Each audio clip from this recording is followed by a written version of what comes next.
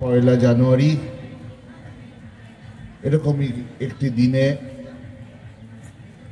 শ্রীরামকৃষ্ণ যখন একটু সুস্থ বোধ করায় কাশীপুরের সেই দোতলায় যে ঘরে তার শুশ্রূষা চলছিল নিচে নেমে আসেন, তখন দেখছেন ভক্তরা সেখানে একত্রিত হয়ে রয়েছেন এবং গিরিশচন্দ্র ঘোষ শ্রী শ্রী ঠাকুরকে ওই অবস্থায় দেখে ঠাকুর গিরিশকে জিজ্ঞাসা করলেন, গিরিশ, তুমি আমাকে দেখে কি বুঝেছ? এই আঙ্গিকে যখন গিরিশকে জিজ্ঞাসা করলেন তখন গিরিশ বললেন যে ব্যাস বাল্মীকি যার হত্যা করতে পারেনি, আমি তার কি বুঝবো। গিরিশের এই যে বিনম্র আত্মনিবেদন, তাকে কেন্দ্র করে শ্রীরামকৃষ্ণ সেদিন সবাইকে আধ্যাত্মিক অনুভূতি প্রদান করেছিলেন। প্রায় ৩০ জন মতো ভক্ত সেদিন যারা সেখানে ছিলেন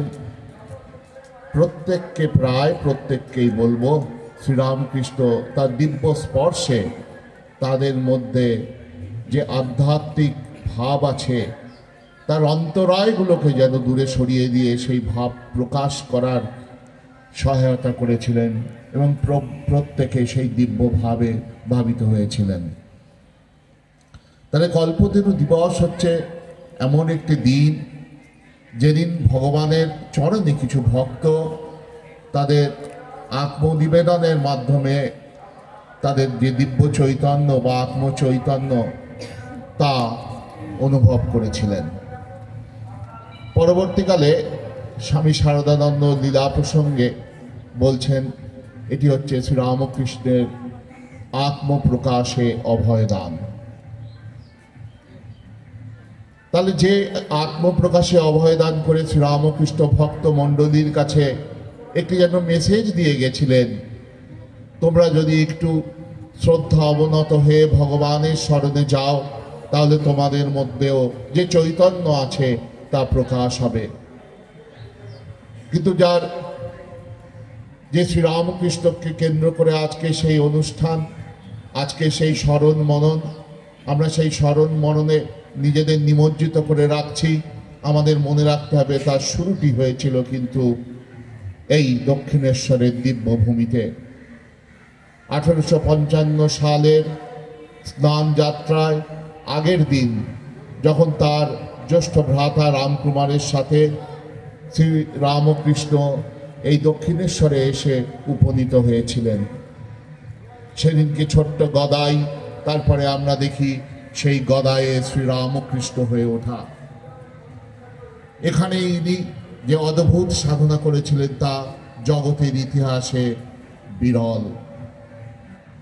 তিনি এখানে একজন শুধু যে সাধক হয়ে উঠেছেন তাই নয়, একজন আদর্শ সন্তান, একজন আদর্শ স্বামী, একজন আদর্শ ছাত্র, একজন আদর্শ গুরু, এরকম সমাহার তার মধ্যে আমরা সেদিন দেখেছিলাম। পৃথিবীর ইতিহাসে যত রকম সাধনা আছে এই স্বল্প পরিসরের মধ্যে সেই সব সাধনা তিনি সমাপন করেছিলেন।